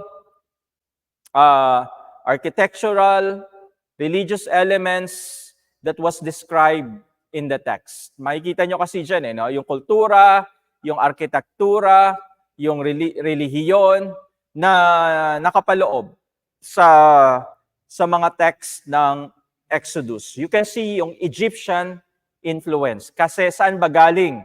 Saan ba pinalaya? 'Di ba? Saan lumaya ang Israel? Siyempre mula sa Egypt. Kaya naman masasabi talaga natin, ang laki ng influence, ang yaman ng influence pagdating sa Book of Exodus. Kitang-kita mo yung influence ng Ehipsyo sa mga sa teksto ng libro ng Exodus. Now, so Exodus reflects a time of conflict between the gods of Egypt and the God of Israel. So, tinatawag ng paraon ang lahat ng kanilang mga hula at ang kanilang mga Diyos nung panahon ng bumabagsak yung salot sa kanila, yung 10 salot, yung 10 plagues sa kanila. Tinatawag ng Pharaoh, yung kanilang mga Diyos-Diyosan. Tinatawag ng Pharaoh, yung kanilang mga elders para tawagin ang mga Diyos ng Ehipsyo at kalabanin ang Diyos ng Israel. So makita natin ito sa dramatic plagues na nagbunga sa pagpapalaya sa Israel. So, ang Book of Exodus is set, hindi ko lang ilagay ito sa, gagawin ko, ilalagay ko po sa banner natin. So, the Book of Exodus is set against the backdrop of the ancient Near East. So, specifically, in Egypt and the surrounding regions. So, dyan natin makikita, no, yung Book of Exodus, no? Yung backdrop ng Book of Exodus. Ancient Near East, again, yung Ancient Near East, again, Egypt, Mesopotamia, Turkey, Syria, Israel, yan yung Ancient Near East noong unang panahon. Dito nag-rise yung mga civilization. The Fertile Crescent yung civilization dito nag-rise up. So the book of Exodus is set against the backdrop of ancient Near East, specifically sa Egypt and its surrounding, yung mga regions surrounding it. So to understand the historical context of Exodus, it is essential to consider yung mga factors na ito para maunawaan natin talaga yung historical background ng Exodus. Para lalo mo pang maunawaan yung pinaka-backdrop, yung history ng Exodus, meron tayong mga factors na i-consider dito. At dito natin maunawaan kung bakit in-enslave yung Israel. Kung bakit inalipin yung Israel ng mga tiga-Egypt. So tingnan natin ito, no? Tingnan natin itong dapat nating mga i-consider na factors pagdating sa historical context ng Exodus. Number 1, mahalaga po ito para mas malalo nating maunawaan. Tanggalin ko lang tong isang yeah. Hyksos or Hyksos. So Egypt, sino ba tong Hyksos na ito, Pastor? Huwag ko kayo matakot dyan sa mga terms na ito. Ano?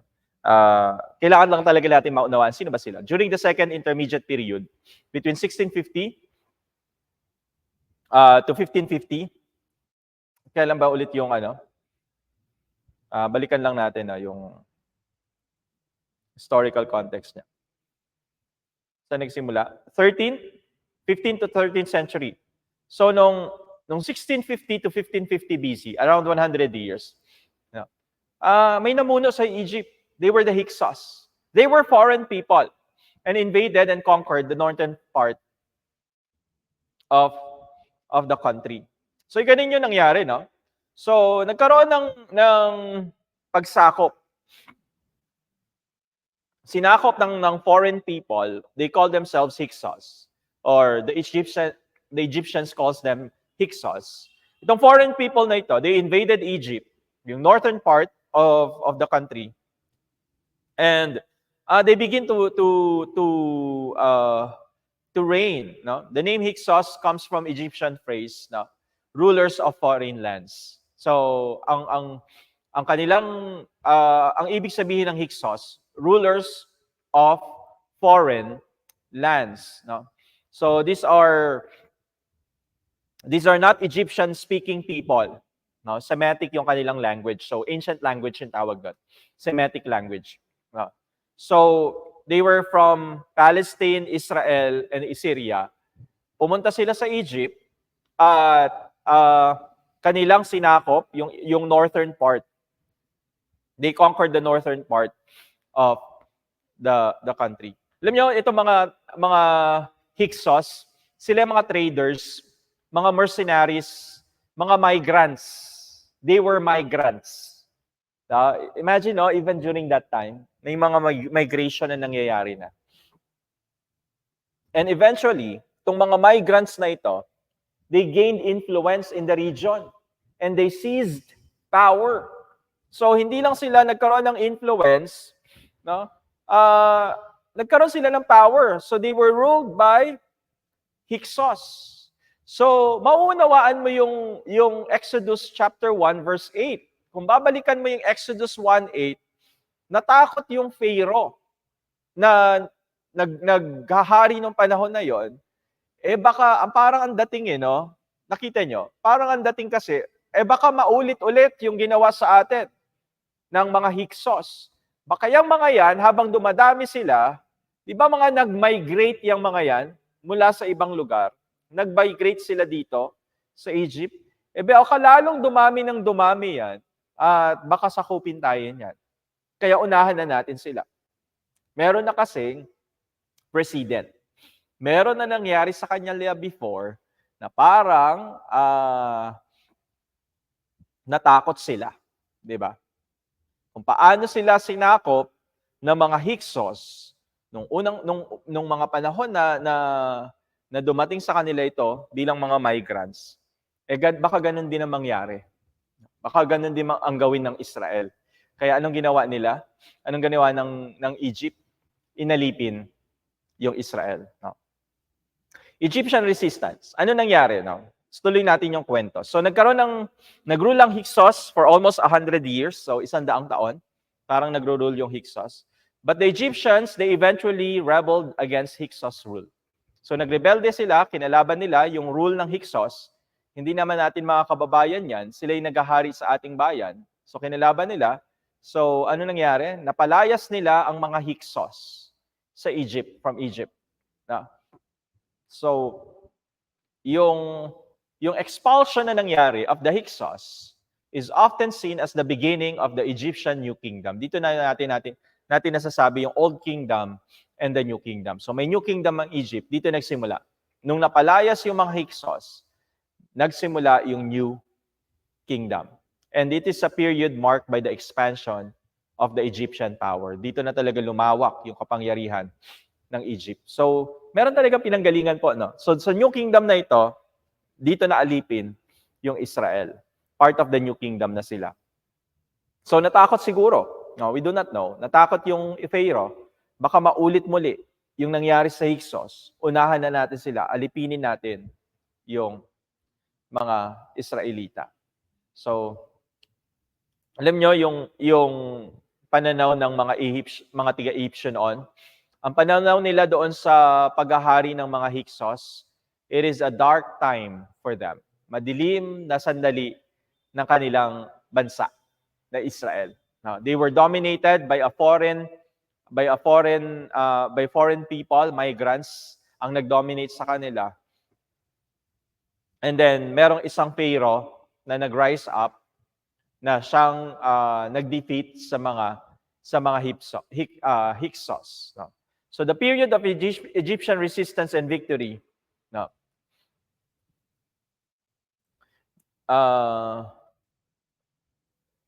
Ayan. So yung period of Egyptian resistance and their victory may have provided, ito yung nag-provide ng historical basis for the Exodus narrative.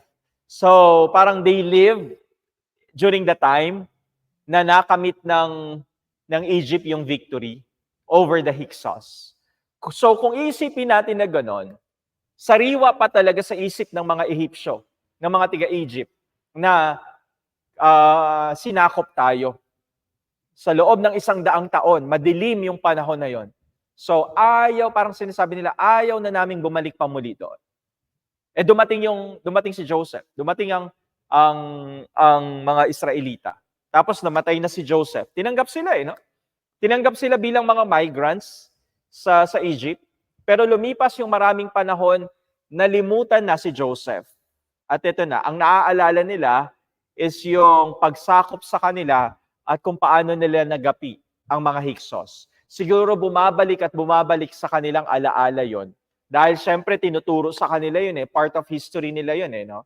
So, ang nangyari, yung paraon na hindi nakakakilala kay Joseph, siguro naalala yung kwento ng mga Hyksos, ay baka mangyari ulit yan. Dumadami itong mga ito na walang dugong Ehipsyo, pero nandito sila sa bansa natin. Pwede bang alipinin na lang natin sila? Di ba? So, pwede bang i-enslave na natin sila? So, ano nangyari? So, the Israelites were in Egypt. Ito yung mga historical context na kailangan nating pakatandaan pag binabasa natin yung book of Exodus. So, the Israelites are in Egypt. They were enslaved. So, according to Exodus, the Israelites were enslaved by the Egyptians during the time of the Hyksos, or kumbaga, paalis na yung Hyksos. Naniniwala ako, it's more like patapos na na nakamit na nila yung victory. So, yung exact timing ng enslavement, ako, mas favor ako. Iba't iba kasi yung pananaw dito no? Mas favor ako sa pagtatapos. Kasi napalayas nila yung Hyksos, and then dumating itong Pharaoh na ito, dineclare niya na ang lahat ng mga migrants dito, yung Israelites, they will be enslaved. So, it could have been after the Hyksos, they were driven out of Egypt. Nung pinalaya sila sa Egypt, Saka naman ito, nagkaroon ng parang batas siguro during that time. We do not know eh. Nagkaroon siguro ng batas dahil sa kanilang karanasan sa Hyksos, itong mga Israelita nito, they were also considered that as migrants. Baka mag-rule din sila over us. So, magiging alipin sila. Magiging alipin sila dito sa Egypt. So, the Israelites are depicted as suffering under harsh conditions. We do not know. Ako nga, iniisip ko po ito, no? Habang pinag-aaralan natin. Naisip ko sila, part kaya ang mga Israelita sa pagtatayo ng mga Great Pyramids, naging bahagi kaya din sila nung tinatayo yung mga Great Pyramids. Kasi sila yung mga kinoconsider na alipin, no? Hindi basta-basta naitayo yung Great Pyramids na yun. Yan yung isa sa mga pangarap ko na marating. Ang mga pyramids dun sa Giza. Naisip ko lang po na maaari na hayaan nyo, i-research natin yan.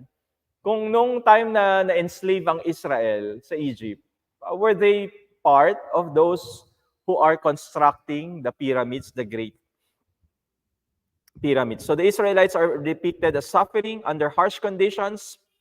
They were forced to become slave. Naging talagang sila, no? Pinilit sila na maging mga alipin.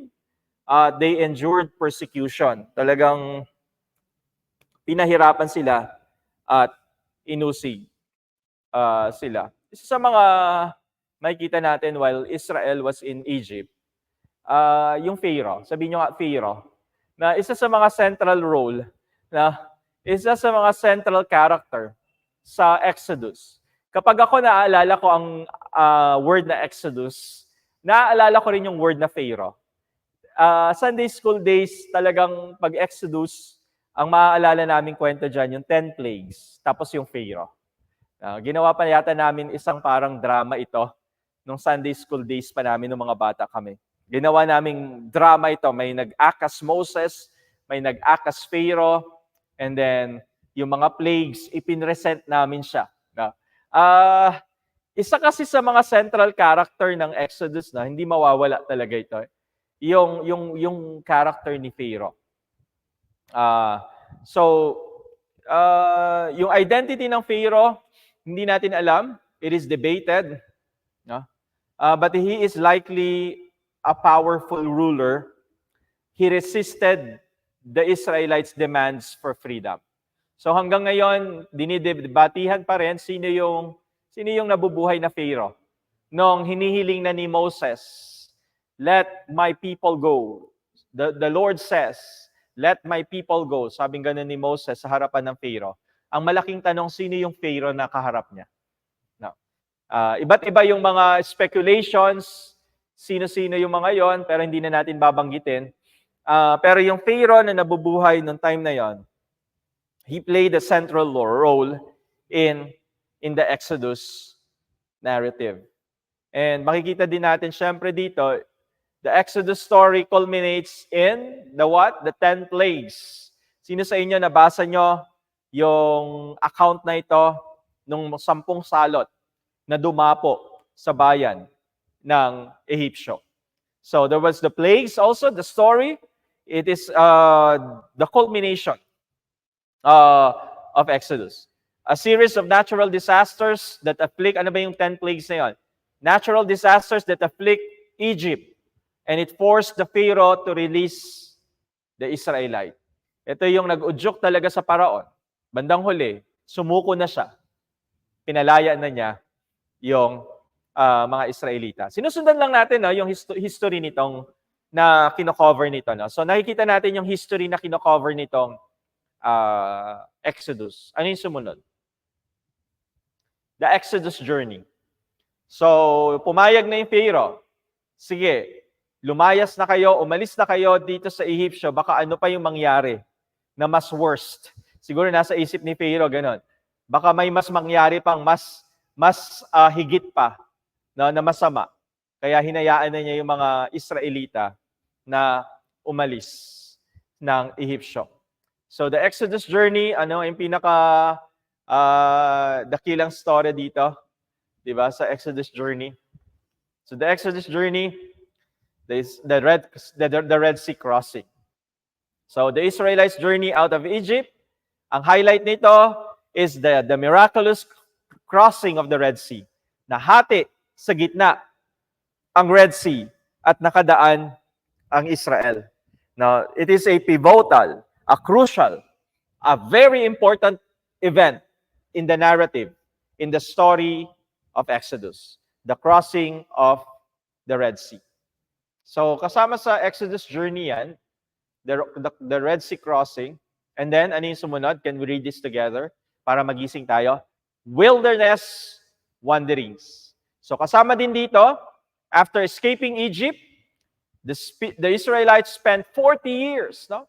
40 taon they spent wandering in the wilderness. Ito yung nangyari sa Israelites for how many years again? For 40 years.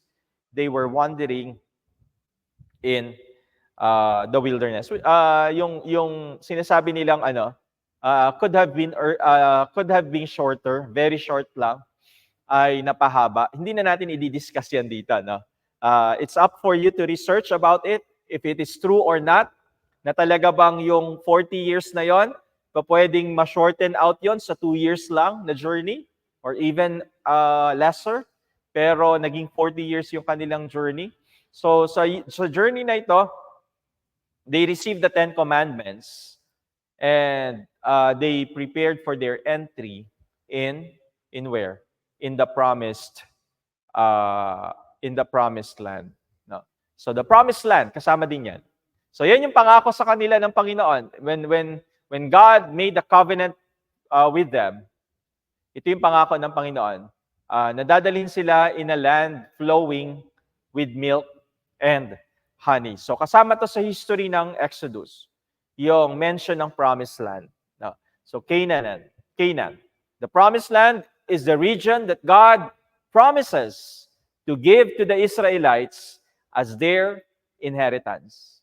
Ito ang aking pamana sa inyo. It is located in present-day Israel and Palestine.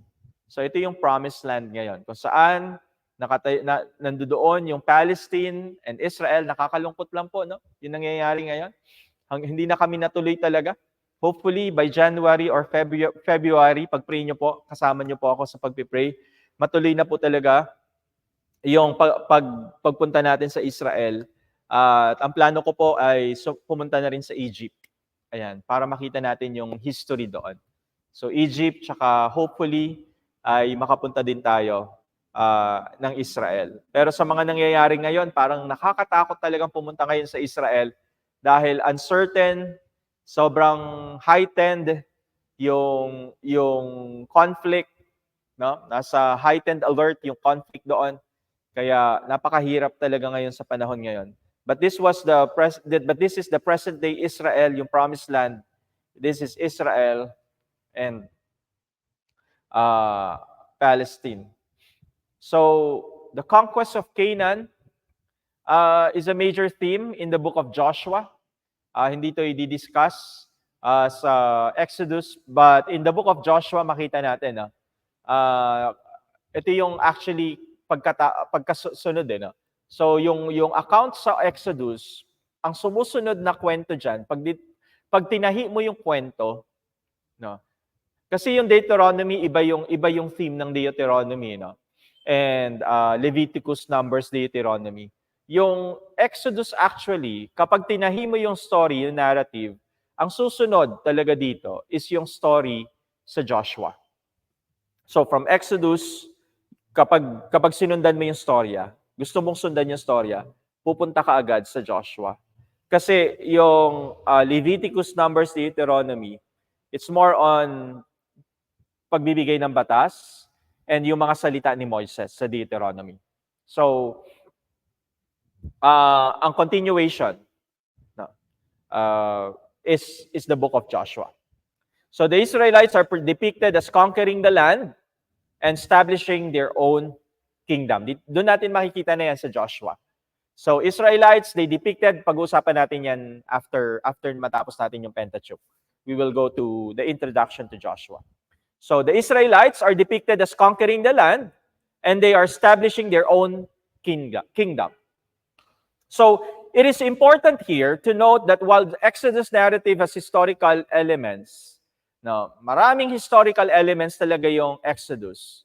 It also is a religious and theological text. What do we mean? No, what do we mean by it is a religious and theological text? It means hindi lang siya historical narrative, hindi lang siya kwento. But it has, again, ano yung sabi natin? It is also a religious and theological text. The events described in Exodus may be based on historical events, but they are also interpreted and reimagined within a religious framework. Tandaan natin yan. No? Within a religious framework, ito ipinipresent. So, the Exodus story is not simply a historical account, but also a powerful symbol of God's deliverance. Diba? It is God's deliverance and His covenant relationship with His people.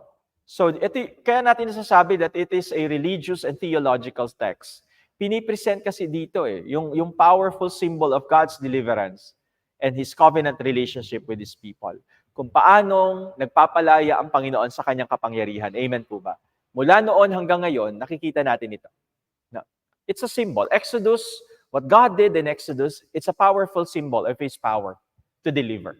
And I believe until now, buhay na buhay ang kapangyarihan ng Panginoon na ito, na magpalaya sa bawat isa sa atin. At isa pang mahalaga dito is yung tinatawag nating covenant relationship. Ito yung pinapakita. Hindi lang to historical narrative. Gustong ipakita ng Diyos sa pamamagitan ng Exodus, gustong ipakita ng Diyos, handa siyang magkaroon ng malalim na relasyon sa bawat isa sa atin. Amen po ba? Magkaroon ng covenant relationship with us. Magkaroon ng pakikipagtipan sa bawat isa sa atin. Ibig sabihin, pakikipagtipan, malalim ang relasyon natin sa ating Panginoon. So, when it comes to the historical context, makita natin, no, yung span of time, imagine 400 years, yung period na kinover ng Exodus. Hindi lang siya dekada. 4 centuries yung kinover ng Exodus. So siguro hanggang dun lang yung ating historical context. Let's look at the authorship. Again, ito na naman. Napag-usapan na natin to last week, yung authorship. Again, I advise you, kung nalimutan nyo yung documentary hypothesis, balikan nyo lang yung videos. Ito yung advantage ko na naka-record yung videos natin. Pwede nyong balikan para ma-refresh kayo nung tinatawag nating documentary hypothesis. So, kasi papasok na naman tayo sa, nabanggit na natin to before, no? Sa Genesis. Kasama rin tong Exodus, Leviticus, Numbers, Deuteronomy, no? So, ganun din yung theory dito. Ipipresent ko lang ulit sa inyo. Pero hindi na natin in details na pag-uusapan. Kasi napag-usapan na natin earlier yan. Balikan nyo na lang yung video. Kung gusto niyo malaman ano yung Yahweh's source, Elohim's source, the priestly source, and then the Deuteronic source. Kung gusto niyo malaman kung ano yung mga sources na yon sa documentary hypothesis, balik lang kayo sa Genesis. Meron tayong pinag-usapan tungkol doon. Let's go to authorship and date. We still have around, let's say, 20 minutes. So, tuloy-tuloy ko na to na kung ano yung matapos natin, in 2 hours, tapusin natin, and then ituloy natin sa susunod na video. Let's go to authorship. So, traditionally, tayong mga Kristiyano, sino sumulat ng Exodus? Tinawag kayo ng Sunday school teacher nyo. Sino sumulat ng Exodus? Ang una nating isasagot lagi, sino? Si Moises. So traditionally, Moses is considered the author of Exodus along with other 4 books of the Pentateuch, Genesis, Leviticus, Numbers, and Deuteronomy. Sinusundan natin dyan yung Jewish tradition. Yung tradisyon ng mga Hudyo, Para sa kanila, si Moises ang sumulat ng Pentateuch. So, meron namang basihan to no? Meron namang reference tayo dito. If you will look at Exodus 24, kung may mga Bibles kayo dyan, kindly open with me in Exodus 24, verse 4. Makikita natin yan. Exodus 24, verse 4. Gusto ko lang ipakita sa inyo to kasi very fascinating ito. Para sa ating mga naniniwala na it's written by Moses, ito yung isa sa mga basis. Ito yung isa sa mga basihan para sabihin na si Moises o si Moses ang sumulat ng Exodus. Basahin natin. Exodus 24 verse 4 says, "And Moses wrote down all the words of the Lord early in the morning. He built an altar at the foot of the mountain and arranged 12 standing stones. Moses wrote down all the words of the Lord." So, isa sa mga matibay na basihan para paniwalaan na si Moses ang sumulat ng Exodus and including all the books of the Pentateuch. Itong verse na ito. At may isa pa ako. Ito rin po. Pwede niyong tingnan din ito. Exodus 34, verse 27. Exodus 34, verse 27. Ipa-flash ko rin sa screen natin para makita ng lahat itong verse na ito. And also, if you have Bibles with you, it's better. Mas maganda kung meron kayong Old Testament Bible. Pwede niyong buksan. The Lord said to Moses in Exodus 34:27, the Lord said to Moses, write down, ano sabi? Write down these words, for in accordance with these words, I have made a covenant with you, with Israel. Write down these words. And Moses wrote down all the words of the Lord. So itong dalawang verse na ito ay nagiging basis para sa Moses tradition of authorship. So sa tradisyon na si Moses ang sumulat, ano yung pinititingnan ng mga verses? Exodus 34:27, Exodus 24, verse 4. So yung traditional view, it attributes to Moses. Si Moses ang sumulat nito. The modern scholarship today, yung mga nag-aaral ng Biblia ngayon, yung suggestion nila is that the final form of the text, yung final form ng Exodus, ng Pentateuch, ano nangyari? Edited or compiled. Again, it was edited and compiled from various sources over time. Iba't iba yung mga source nito over time. Pwede niyong panoorin yung documentary hypothesis again in our previous video para maunawaan nyo ano yung mga sources na iyon. So, it may have been, no? It may have been edited, it may have been compiled. So, ang traditional view natin is, let me just hide this banner, Mosaic authorship, the traditional view. No. So, nakita na natin yan. Exodus 24, verse 4, and other parts of the Pentateuch. So, this is the traditional view, the Mosaic authorship. This is the traditional view held by Jewish, Christians, Islamic traditions. It was Moses. They attribute the authorship of Exodus along with the rest of Pentateuch to Moses. Even the Muslim, yung mga Muslim nating mga kapatid.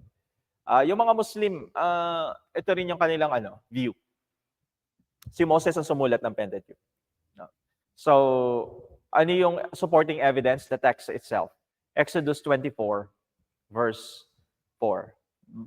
Pahapyawan lang natin, banggitin natin ito. Ating pinag-usapan na ito earlier sa Genesis. Documentary hypothesis. So when it comes to authorship, Mosaic, and then the JEDP theory. The J source, E source, D source, and then the P source. Yahwist, Elohist, Deuteronical, and then the priestly sources. According to documentary hypothesis, Exodus is not a work of a single author, but it was a combination of the sources. It's not a single author. Di ba? May dating ba tayo dyan kung gusto niyong balikan sa Genesis? Sinabi rin natin yung dating niya, yung saang panahon nag-e-exist ito. So, hindi siya single author, combination of sources ang Pentateuch. So, kasama yung Exodus,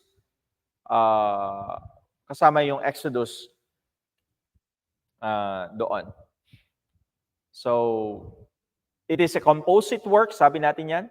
It is a composite work derived from four main sources, the Yahwist, the Elohist, the Deuteronomist, meron na tayong dating, 10th century, 9th century, 7th century, priestly, 5th century.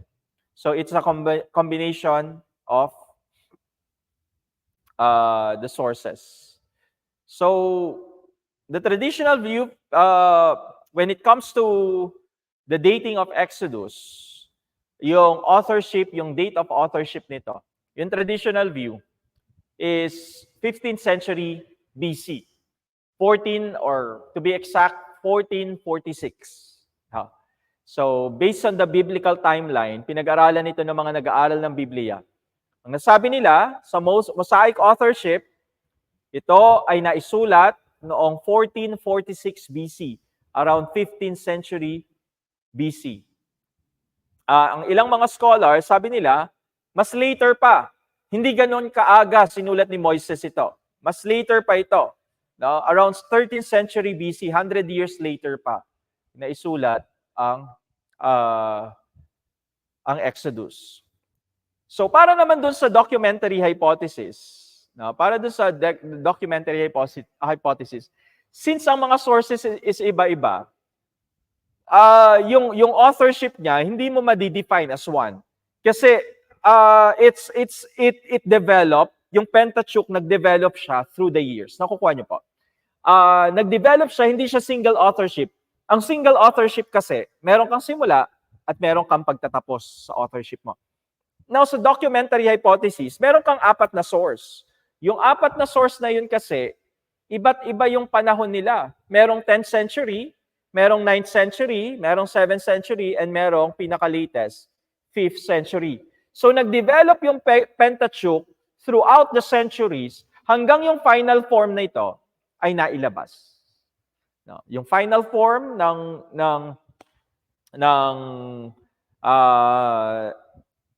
kumbaga yung edition na yon, yung final edition ng Pentateuch nailabas during King Josiah's reign. Sabi nila, no? Sa reign ni Josiah, doon talaga tuluyan natapos itong Pentateuch. So, debated yan, no? Siyempre, depende yan sa paniniwala natin. So, debated talaga, pati yung dating niya, no? Yung pag-dates ng Exodus is debatable. So, ano yung purpose? So, we still have around 10 minutes. Gusto ko lang matapos kung ano yung pwede nating matapos dito, no? Para hindi na natin ito balikan pa. At least marami na tayong natapos dito. So, what is the purpose of... Wait lang, tingnan ko lang. Sorry. Ayan. Punta muna tayo sa literary structure and genre. Sorry po, nagkamali lang ng slide, yung order ng slide. So, let's go first to literary structure and genre. So, historical narrative ang Exodus, just like Genesis, no? Narrative siya. And then, it's also, at the same time, it's a theological treatise. So, pinapakilala dito, syempre, ang Diyos. Pinapakilala dito sa pamamagitan nitong mga kwento na ito, syempre may theological side din ito. Hindi lang siya ordinary story. Sa pamamagitan ng mga narratives, nakikilala natin who God is. Kaya nga tawag natin theological treatise. So ipinapakilala dito kung sino ang ating ang Diyos, no? So tingnan natin yung structure lang, no? So the book is structured in two major sections. Dalawang sections po ito. No? So yung first section, 1 to 18. So take note of this, mga students natin sa Bethel. Take note of this, yung structure ng Exodus. So 1 to 18 focuses on the deliverance of Israel from Egypt. Yan yung focus ng 1 to 18. The focus is on the deliverance of Israel from Egypt. So ano yung inclusion dito? Ano yung kabilang dito? This includes the oppression, the call of Moses, yung 10 salot, the Passover, and the crossing of the Red Sea. So that's the first section. Unang bahagi ng Exodus. So nahati siya sa dalawa. 1 to 18, and then, ano yung susunod? Ano sa tingin nyo? 19, syempre, yung 19 to 40. Now, the 19 to 40 naman, chapters 19 to 40, the focus is on the covenant at Mount Sinai. The section details the giving of the law, the construction of the tabernacle, binigay yung batas sa kanila, kinonstruct yung tabernacle, establishment of the covenant between God and Israel. Dito natin yan makikita sa 19 to 40. Sa papaanong paraan ipinresent ito? Yan yung genre. Sa papaanong ipinresent ang storya at yung theological treatise, sa papaanong paraan pinresent ito sa libro ng Exodus, by elements of epic storytelling, legal code, the law, the theological discourse. No? So again, it is both a historical account and at the same time, it is a spiritual instruction. Ini-instruct, tinuturuan, sinasabi, no? Dinidetalye sa Israel, kay Moises, dinidetalye ng Diyos kung ano yung dapat nilang gawin. Amen. Ano yung dapat nyong gawin? Papaano nyo itatayo ang tabernakulo? Paano kayo susunod sa aking mga batas? Dito natin makikita yan sa pamamagitan ng presentation ng author. Storytelling, legal code, and theological discourse.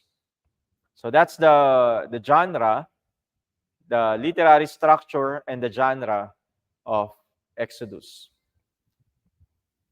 Theological theme. Mga themes. Dito na tayo siguro tayo. Last part na to. Huli na no. So several major theological themes makita natin sa Exodus.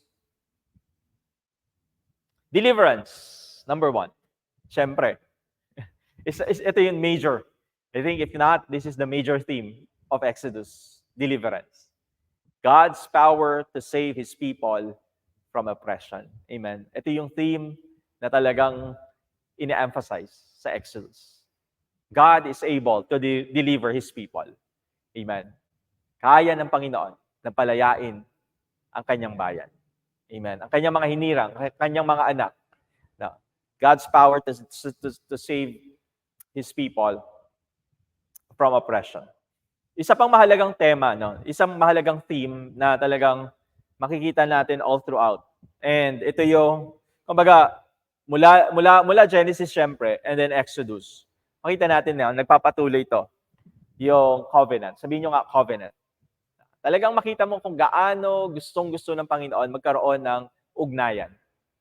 Sa pamamagitan ng mga covenant na ito, makikita mo talaga, mapoprove mo talaga na Lord, talagang gusto mong magkaroon ng relasyon sa bawat isa. Amen? Now, through this covenant, yung theme ng covenant, hindi nawawala. Kaya, the formal agreement between God and Israel, it was sealed with the law. Now, you can see how God wants to relate to His people. So, deliverance, we also have the covenant. We have the law and the holiness. Siyempre, binigay yung law sa Exodus and ini-emphasize yung kahalagahan na sumunod ka sa batas. Sundin mo yung batas ng Panginoon. Obey God's commandments. So law and holiness. Siyempre, God's presence. Amen?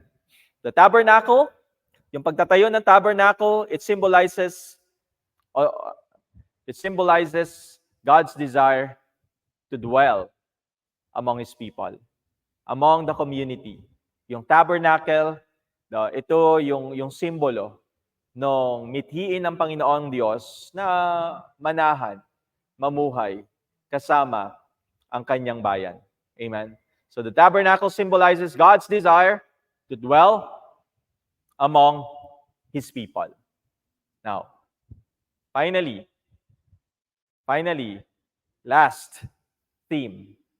Can you say it with me? Ano yung theme na makikita pa natin? Siyempre sa buhay ni Moses. Unang-una sa lahat, kitang-kita ito sa life ni Moses. Yung theme ng leadership and faith. Amen? The role of Moses as a mediator between God and the people, and the importance of trust in God's plan. Amen? Napakagandang theme nito. Talagang it's very clear. Habang binabasa mo yung Book of Exodus, makikita mo yung tema na ito. Yung mensahe na ito ng leadership and faith. Sa buhay ni Moses, sa journey ng Israel, sa paglaya ng Israel mula sa Ehipsyo, what you can see is leadership. What you can see is faith. So those are the themes of Exodus. Mahalaga, ito lang yung mga major na theological themes na makikita natin sa Exodus. And it's all theological kasi it all relates to who God is. Deliverer, covenant, giving, lawgiver, holy, His presence, and then even leadership and faith in Him. So lahat nakaugnay sa ating Diyos. So dito muna tayo matatapos sa ating session. Meron tayong part 2 nito, hindi pa tayo tapos sa Exodus. So gagawa tayo ng part 2 on our next video. Yun yung magiging ikalawang bahagi nitong ating lesson. But for now, inabot tayo ng 2 oras dito. Siguro ito muna. Sa susunod po muli, hanggang sa susunod nating session, magkita-kita tayong muli. May the Lord bless you and may the Lord protect you. May the Lord's face continue to shine upon you and may the Lord be gracious unto you. May the Lord look upon you with favor and may the Lord give you peace. In Jesus' name we pray, amen and amen. Wala muna sa mga students ko. Kung kayo ay estudyante ko sa Bethel, wala muna tayong paper, reflection paper for now. Tapusin muna natin tong Exodus and then we will have a reflection paper. Again, I'm Pastor Paul Del Rosario. I'm pastoring Faith Christian Ministries. Itong video na ito ay matatagpuan nyo sa Faith Christian Ministries channel. Paki-subscribe na lang po ito. Pakihanap na rin po yung aming Facebook page sa Facebook. Pakihanap nyo na rin po, Faith Christian Ministries po. Paki-like nyo na lang, paki-subscribe na lang po para tuloy-tuloy po ang ating pag-aaral. Wala kayong ma-miss na ating pag-aaral. Wala kayong ma-miss na turo mula sa salita ng ating Panginoon. I hope and I pray sa lahat ng mga students natin, sa lahat ng mga nanonood, may natutunan tayo sa araw na ito sa ating tinag-aralan mula sa Genesis going to Exodus. Meron tayong napulot dito. At isa pamuhay po natin ito. Isabuhay natin yung ating mga natutunan, yung ating mga nalaman mula sa salita ng Diyos. Hanggang sa susunod na video po, God bless everyone. Pagpalain po tayo ng Panginoon. Magkita-kita tayo sa susunod na video natin. God bless po sa bawat isa sa atin.